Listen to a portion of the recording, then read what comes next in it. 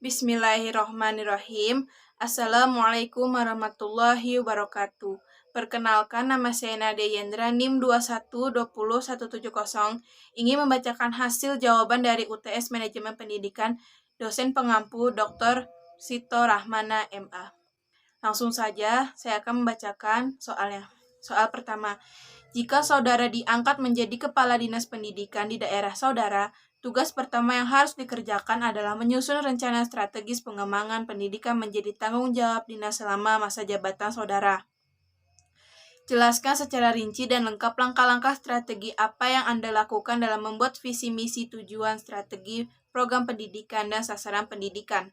Jawaban saya yaitu, yang pertama, langkah strategi yang saya lakukan yaitu saya akan menganalisa terlebih dahulu apa kebutuhan yang akan diperlukan di daerah saya yang berkaitan dengan pendidikan, misalnya seragam sekolah dan perpustakaan berjalan, dan membeli buku sekolah untuk sekolah yang belum sepenuhnya mendapatkan buku pelajaran. Setelah semuanya berjalan sesuai apa yang saya rencanakan, saya membuat komitmen supaya perencanaan ini berjalan dengan baik. Lalu, saya menyusun visi misi.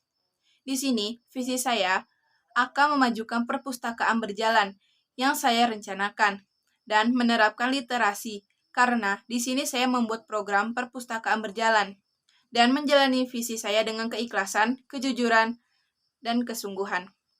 Misi saya akan menggerakkan semua anggota saya untuk bekerja dengan penuh kesungguhan dan tanggung jawab. Metode yang saya pakai yaitu kerjasama dan melaporkan hasil kerja. Program yang saya buat yaitu tadi, perpustakaan berjalan dan membagikan buku-buku. Sasaran pendidikan saya yaitu menumbuh kembangkan potensi anak-anak yang berada di daerah saya dengan menerapkan literasi dan membaca buku, akan menambah wawasan dan menjalani proses pendidikan dengan baik. Soal nomor 2. Sejatinya, pendidikan bertugas untuk menyiapkan peserta didik agar dapat mencapai peradaban yang maju melalui perwujudan suasana belajar yang kondusif, aktivitas pembelajaran semakin menarik dan menyenangkan, sehingga proses pendidikan menjadi lebih aktif dan kreatif. Lalu, bagaimana seharusnya sistem pendidikan nasional yang sekarang ini diterapkan dalam konsep pengembangan negara dan bangsa Indonesia? Di sini jawaban saya yaitu, sistem pendidikan nasional merupakan komponen pendidikan yang saling terkait secara terpadu agar mencapai tujuan pendidikan nasional. Menurut pemahaman saya, pengembangan negara yaitu memajukan negara agar lebih berkembang dan tidak ada kelemahan atau kekurangan. Yang diterapkan yang itu, membangun sumber daya manusia. Contoh, guru yang bertanggung jawab dan memiliki kompetensi dan mempunyai keahlian dalam bidang teknologi atau keahlian lainnya. Dan pembangunan ekonomi, karena ekonomi adalah komitmen yang kuat dalam membangun pendidikan. Pada saat ini, sistem yang kami jalani sering mengalami perubahan untuk menghindari virus ini. Seluruh pendidikan ini menggunakan sistem online, namun harus sesuai kurikulum yang digunakan. Pengembangan negara yang terkait dengan pintarnya kita menggunakan teknologi, walau ada beberapa daerah yang keberatan dengan sistem online ini. Soal nomor 3. Pengembangan profesionalisme guru menjadi perhatian secara global. Karena guru memiliki tugas dan peran bukan hanya memberikan ilmu pengetahuan dan teknologi saja, melainkan juga membentuk sikap dan jiwa yang mampu bertahan dalam era hiperkompetensi. Tugas guru adalah membantu peserta didik itu meliputi aspek-aspek kepribadian, terutama aspek intelektual, sosial, emosional, dan keterampilan. Nah, bagaimanakah cara guru dalam mewujudkan kualitas pendidikan yang bermutu untuk peserta didiknya agar menjadi pribadi yang berintelektual, hebat, tangguh, dan mandiri? Jawaban saya yaitu, sebagai guru, guru harus menjadi contoh yang baik untuk siswanya dengan cara menjaga sikap, tutur kata, dan perilakunya, agar murid mengikuti sisi positif yang dimiliki guru, dan mengajarkan nilai yang bermoral atau menginspirasi dalam setiap pelajaran.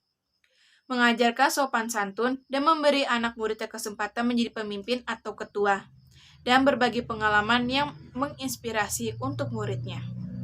Soal nomor 4. Peranan perguruan tinggi sangat signifikan sebagai penggerak dalam meningkatkan sumber daya manusia, karena perguruan tinggi bertujuan untuk mempersiapkan peserta didik dalam memasuki dunia kerja dan karir. mempersiapkan peserta didik untuk mendapatkan berinteraksi dan hidup dengan baik dalam masyarakat sistem pendidikannya, memudahkan peserta didik menuntut pendidikan sesuai dengan minat bakat dan tujuannya. Nah, soalnya, bagaimanakah cara pengelolaan dan peningkatan sumber daya manusia di perguruan tinggi agar menghasilkan generasi bangsa yang cerdas, kompetitif, dan produktif? Jawaban saya yaitu dengan melakukan pelatihan. Tujuannya untuk mengembangkan individu dan wawasan dan pengetahuannya. Lalu pembinaan untuk mengembangkan kemampuan guru atau calon. Apakah kemampuannya baik atau tidak memberi kesempatan guru atau calon guru sumber daya manusia. Menyalurkan ide atau gagasannya, memberinya penghargaan, dan harus memiliki kompetensi untuk mengembangkan potensi peserta didik nantinya. Soal nomor 5. Lembaga pendidikan yang akuntabel berkualitas, baik dalam pengelolaan sumber daya, mampu bersaing dengan lembaga pendidikan lain, dan dapat mengantarkan peserta didik ke jenjang pendidikan yang lebih tinggi, ataupun ke dunia kerja ya, dengan bekal ilmu pengetahuan dan teknologi serta keterampilan teknis yang sangat diperlukan oleh dunia usaha dan industri. Lembaga seperti ini merupakan lembaga pendidikan yang diminati masyarakat. Kita lihat kenyataan di lapangan beberapa lembaga pendidikan yang semakin tahun semakin populer dan maju. Baik jumlah siswanya maupun kualitasnya sebaliknya, tidak sedikit lembaga pendidikan yang semakin tahun semakin menurun. Hal apa yang seharusnya dilakukan oleh pengelola lembaga pendidikan untuk menciptakan lembaga pendidikan yang baik dan bermutu yang memperhatikan dan memenuhi harapan dari semua pihak yang terlibat dalam lembaga pendidikan? Jawaban saya yaitu yang pertama, melalui pemerintah yang memegang kedinasan pendidikan. Yang kedua, orang tua dan siswa yang berkeinginan mendapat pelayanan yang berakhlak mulia dengan hasil lulusan terbaik, dan mengadakan adanya komunitas untuk pengembangan diri pendidik atau tenaga kependidikan. Soal nomor 6.